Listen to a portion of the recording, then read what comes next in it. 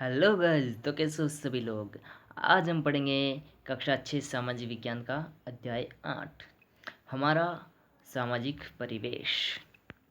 चलो शुरू करते हैं। राहुल और आशीष दोनों एक ही विद्यालय में पढ़ते हैं। एक दिन छुट्टी के बाद वे विद्यालय से घर लौट रहे थे। रास्ते में उन्होंने देखा कि कमर झुकाए और सिर पर पोटली रखे एक वृद्ध सड़क पार करने की कोशिश कर रहा था।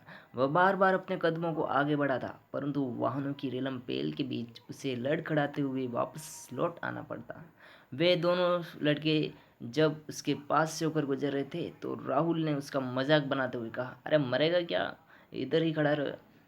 परंतु आशीष ने विनम्रता से कहा, बाबा मैं आपको सड़क पार करवाता हूँ। आशीष ने वृद्ध को सड़क पार करवा दी। आशीष को सेवा व एक दूसरे की मदद करने की यह शिक्षा उसे अपने परिवार से प्राप्त हुई। चित्र दिख रहा आपको। वृद्ध व्यक्ति को सड़क पार करने में मदद करता बालक। अब परिवार परिवार समाज की सबसे छोटी इकाई है। हम में से हर कोई एक परिवार में पैदा हुआ है। बालक की प्रथम पाठशाला उसका परिवार ही होता है, जहाँ उसमें स्नेह, दया, सहयोग, सहकार, क्षमा आदि गुणों का विकास होता है। बड़ों का आदर करना, अतिथियों का सत्कार करना तथा सभी के साथ मिलजुल कर रहना बालक परिवार में रहकर सीखता है। व्यक्ति समाज की परंपराएं व संस्कार भी परिवार में रहकर सीखता है।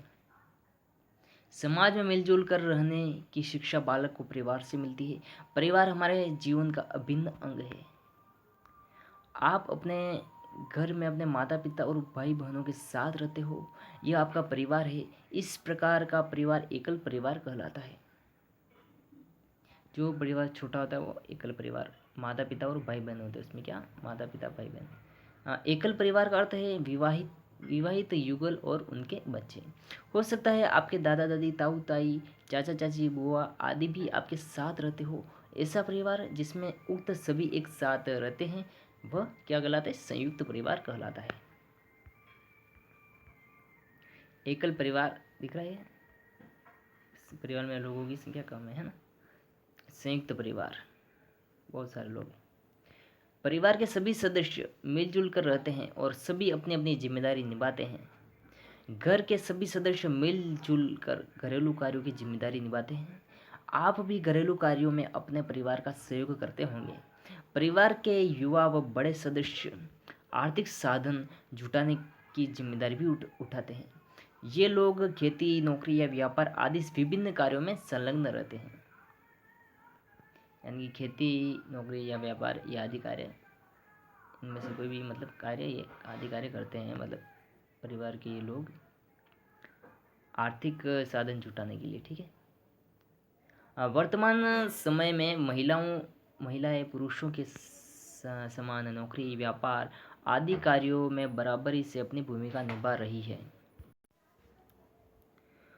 हो सकता है कि आपकी माँ घर से बाहर काम करती हो या घर पर रहकर ही आर्थिक सहयोग का कोई काम करती हो। हम देखते हैं कि गांवों में स्त्रियां घरेलू कार्यों के साथ साथ ही पुरुषों के साथ कृषि एवं पशुपालन का कार्य भी करती है। परिवार के बच्चे भी इन कामों में बड़ों की सहायता करते हैं। इस प्रकार घर के सभी सदस्य अपनी क्षमता अनुसार सहयोग करते हैं। गतिविधि, आप अपने परिवार में कौन कौन से कार्य करते हैं उनकी एक सूची बनाइए। भारत में सामान्यतः संयुक्त परिवार प्रथा का ज़्यादा प्रचलन रहा है। बदलते सामाजिक परिवेश में संयुक्त परिवारों का स्थान एकल व छोटे परिवार लेते जा रहे हैं। वर्तमान समय में यह देखा जाता है कि शिक्षा, रोजगार एवं बेहतरीन जीवन की तलाश में व्यक्ति अपने माता पिता और दादा दादी से अलग होकर अन्य स्थानों की ओर पलायन करते हैं। इस कारण से संयुक्त परिवार टूटते जा रहे हैं। संयुक्त परिवार का अपना अलग ही महत्व होता है। बच्चे घर में माता पिता एवं दादा दादी के व्यवहार को देखकर बड़ों का आदर करना और छोटे को स्नेह करना सीखते हैं। बच्चे क्या करते हैं, बड़ों का आदर करना और छोटों का स्नेह करना सीखते हैं। घर के बड़े बुजुर्गों के साथ जीवन का अनुभव होता है। घर के बड़े बुजुर्गों के पास जीवन का अनुभव होता है। किसका अनुभव, जीवन का, ठीक है। जिनका लाभ अन्य सदस्यों को मिलता है। जीवन में आने वाली समस्याओं के समाधान में ये अनुभव बहुत काम आते हैं। दादी नानी का प्यार और उनकी कहानियाँ तो जीवन भर याद आती है। बड़ों के संरक्षण में परिवार के सभी सदस्य निश्चिंत और आनंदित रहते हैं। बच्चों, हमें बड़े बुजुर्गों का आदर करना चाहिए और उनके अनुभवों से लाभ उठाना चाहिए। परिवार में पारस्परिक निर्भरता। क्या? अब हम पढ़ेंगे परिवार में पारस्परिक निर्भरता।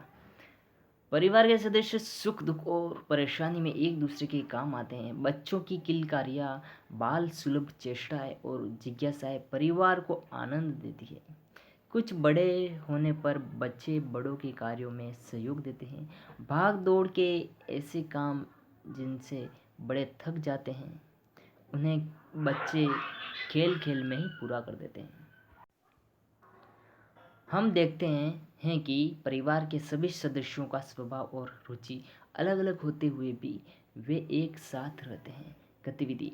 आप अपने परिवार के निम्नलिखित सदस्यों पर किस प्रकार निर्भर है, चर्चा करके इस तालिका को पूरा करें। ठीक है, पूरा करना। क्रम संख्या। परिवार के सदस्य वे कार्य जिनके लिए आप इन पर निर्भर हैं। माता पिता, भाई बहन, दादा दादी। अब है हमारे पड़ोसी। राम और मोहन के परिवार सीतापुर नाम के गांव में रहते हैं। राम और मोहन दोनों हैं, उनके परिवार क्या है? सीतापुर गांव में रहते हैं। ठीक है, दोनों परिवार एक दूसरे के पड़ोसी हैं। राम का परिवार गरीब है तो मोहन का परिवार कुछ संपन्न है। उसके खेत बड़े हैं और उसके पास एक ट्रैक्टर भी है। डॉक्टर उस गांव से 8 किलोमीटर दूर बदलापुर गांव में ही उपलब्ध है। एक दिन आधी रात को लगभग राम के बेटे के पेट में अचानक दर्द हुआ। जब पड़ोसी मोहन को इस बात की जानकारी हुई तो वह उस लड़के को अपने ट्रैक्टर से बदलापुर में डॉक्टर के पास ले गया। बच्चों, परिवार के सदस्यों के बाद हमारे सबसे निकट हमारे पड़ोसी होते हैं। अच्छे पड़ोसी मिलजुल कर रहते हैं। क्या करते हैं? मिलजुल कर रहते हैं और सुख दुख में एक दूसरे के काम आते हैं। आनंद के अवसर पर पड़ोसी मिलकर आनंद को बढ़ाते हैं। दुख दर्द का समय भी पड़ोसियों के सहयोग से आसानी से गुजर जाता है। अतः छोटी छोटी बातों पर ध्यान न देते हुए सभी पड़ोसियों से अच्छे संबंध बनाए रखने चाहिए। जहाँ परिवार सामाजिक जीवन की प्रथम पाठशाला है, वहीं कुछ बड़ा होने पर बालक विद्यालय जाने लगता है। विद्यालय में प्रधानाध्यापक, अध्यापक तथा अन्य कर्मचारी होते हैं। इन सभी के सहयोग से वह विद्यालय में पढ़ाई का काम व्यवस्थित तरीके से करता है। सोचिए, यदि विद्यालय का सहायक कर्मचारी कमरों की सफाई न करे या समय पर घंटी न बजाए तो आपको कितनी परेशानी होगी। यदि आपके अध्यापक जी बीमार हो जाए और आपका पाठ्यक्रम पूरा न हो पाए तो क्या आप अच्छे अंकों से उत्तीर्ण हो पाओगे। अतः सभी का कार्य महत्वपूर्ण होता है। सबके आपसी सहयोग से ही विद्यालय में व्यवस्थित तरीके से पढ़ाई चल सकती है। विद्यार्थियों को भी अनुशासित रहना आवश्यक है। कक्षा के होशियार बच्चों को कमजोर सहपाठियों की सहायता करनी चाहिए। सोचिए क्या होगा यदि आपके गांव का एकमात्र डॉक्टर लंबे समय के लिए बाहर चला जाए। किसान को फसल काटने के लिए मजदूर न मिले, नाई बाल काटना बंद कर दे, कुम्हार मटके बनाना बंद कर दे, व्यक्ति अकेले जीवन यापन करना शुरू कर दे तो क्या होगा। सोचिए सोचिए। अब हम पढ़ेंगे हमारा समाज। व्यक्ति का परिवार और पड़ोस के अलावा समाज के अन्य सदस्यों व संस्थाओं से भी बहुत काम पड़ता है।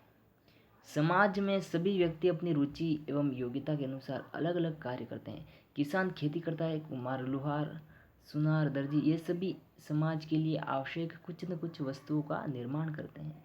कुछ लोग नौकरी करते हैं तो कुछ व्यापार में लग जाते हैं। अध्यापक, डॉक्टर, इंजीनियर आदि समाज को अपनी सेवाएं देते हैं। पुलिस प्रशासन, न्याय आदि से जुड़े लोग समाज में शांति एवं व्यवस्था बनाए रखने की जिम्मेदारी निभाते हैं। इन सभी लोगों के कार्यों से हमारा जीवन सुखमय बनता है। समाज के सदस्य हम समाज के सदस्य इन कामों को एक दूसरे पर आश्रित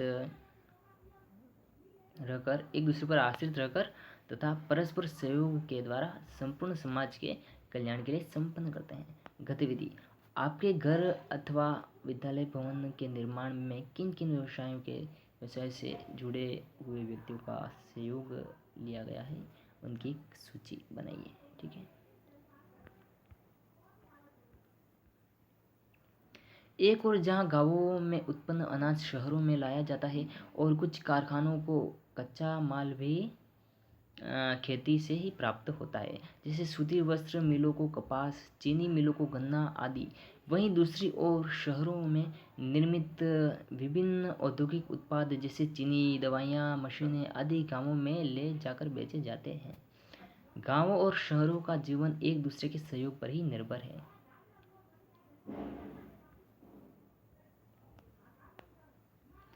चित्र दिख रहा है, इसके माध्यम से गांवों से शहरों की ओर सामान जा रहा है, फिर शहरों से वापस गांवों की तरफ सामान आ रहा है। ठीक है। गांव और शहर में परस्पर सहयोग। समाज हमारे शरीर की तरह होता है। जिस प्रकार हमारे शरीर के सभी अंग शरीर के लिए काम करते हैं, उसी प्रकार समाज के सभी व्यक्तियों के सहयोग से ही समाज में पूर्णता आती है और लोग सुख शांति से रहकर प्रगति कर सकते हैं। हम सभी एक दूसरे के लिए उतने ही महत्वपूर्ण हैं जितने हमारे शरीर के लिए हमारे सभी अंग। हम अकेले सुखी नहीं हो सकते। अब तक आप समझ गए होंगे कि हमारा जीवन परस्पर व्यक्तियों एवं समाज जैसी संस्थाओं के सहयोग पर ही निर्भर है। इन सभी में तालमेल बना रहना आवश्यक है, तभी समाज सुखी रह सकता है। अतः व्यवस्था बनाए रखना हम सबकी जिम्मेदारी है। जिस प्रकार परिवार की कुछ समस्याएं होती है, ठीक वैसे ही समाज के भी कुछ नियम होते हैं। नियमों का पालन करने से ही समाज में व्यवस्था बनी रहती है। ठीक है। इस प्रकार से हमारा यह पार्ट कंप्लीट हो जाता है। शब्दावली है। सामाजिक संस्थाएं विवाह, परिवार, जाति इत्यादि समाज द्वारा मान्य संस्थाएं। ठीक है। परिवार सामान्यतः एक विवाहित युगल और उनके बच्चों से मिलकर परिवार बनता है। ठीक है। अभ्यास प्रश्न, सही विकल्प को चुनिए। हमारी प्रथम पाठशाला कौन सी है? परिवार हमारी प्रथम पाठशाला है। ठीक है। समाज की सबसे छोटी इकाई कौन सी है? समाज की सबसे छोटी इकाई परिवार समाज की सबसे छोटी इकाई है। ठीक है। परिवार के सदस्यों के बाद हमारे सबसे निकट होते हैं, कौन होते हैं? पड़ोसी। परिवार में रहकर व्यक्ति क्या क्या सीखता है? परिवार में रहकर व्यक्ति क्या क्या सीखता है? तो इसका उत्तर है, परिवार में व्यक्ति स्नेह, दया, सहयोग, सहकार, क्षमा आदि गुणों का विकास होता है परिवार में व्यक्ति का। ठीक है। और बड़ों का आदर करना, अतिथियों का सत्कार करना तथा सभी के साथ मिलजुल कर रहना बालक परिवार में रहकर सीखता है। ठीक है।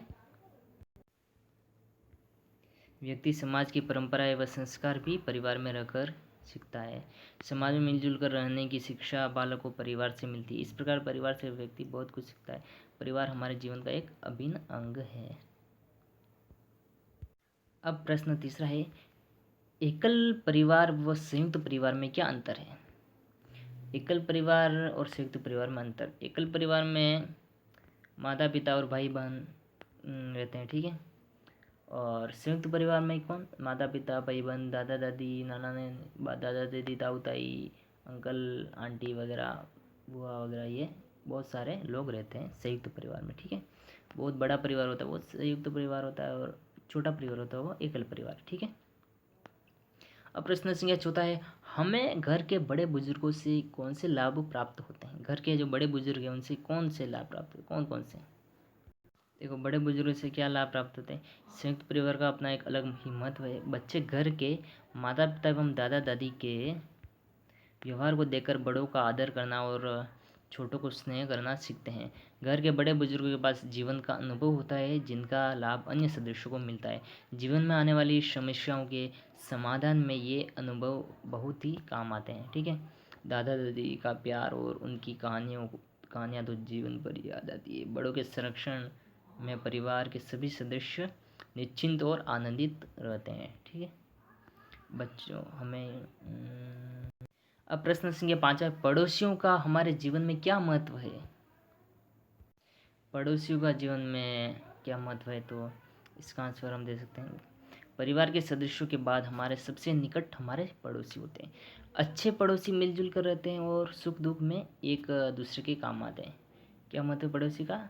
अच्छे पड़ोसी जो होते हैं जो मिलजुल कर रहते हैं और एक सुख दुख में एक दूसरे के काम आते हैं। आनंद के अवसर पर पड़ोसी मिलकर आनंद को बढ़ाते हैं और दुख दर्द का समय भी पड़ोसियों के सहयोग से आसानी से गुजर जाता है। अतः छोटी छोटी बातों पर ध्यान न देते हुए सभी पड़ोसियों के साथ अच्छे संबंध बनाए रखने चाहिए। ठीक है, इस प्रकार से हमारा ये पार्ट कंप्लीट होता है। तो वीडियो कैसा लगा? अच्छा लगा तो आप लाइक करें, कमेंट करके बताएं। ठीक है, धन्यवाद और चैनल को सब्सक्राइब करें। जय हिंद, जय भारत, वंदे मातरम।